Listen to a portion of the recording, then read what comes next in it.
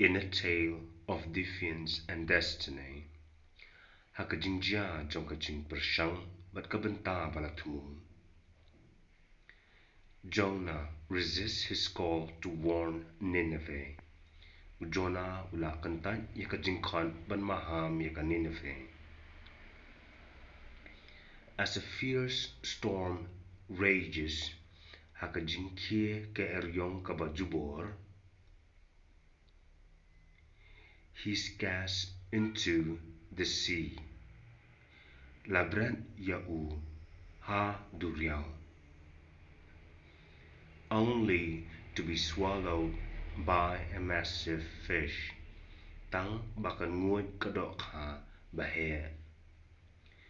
Inside he prays, and after 3 days, udway hakbo dohkha but hadin lai singi, he is delivered to fulfill his mission. Ula siya ban pendam yakajing tumu.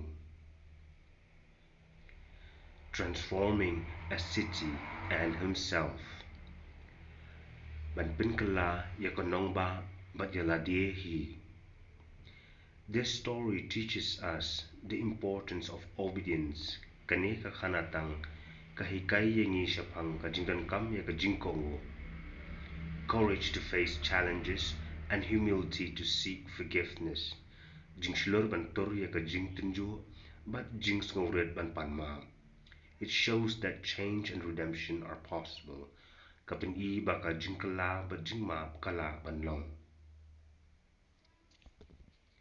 When we acknowledge our mistake and align ourselves with a higher calling, ladangi kubur ya kajing bakla matshimti ya kajing kon kabakrao.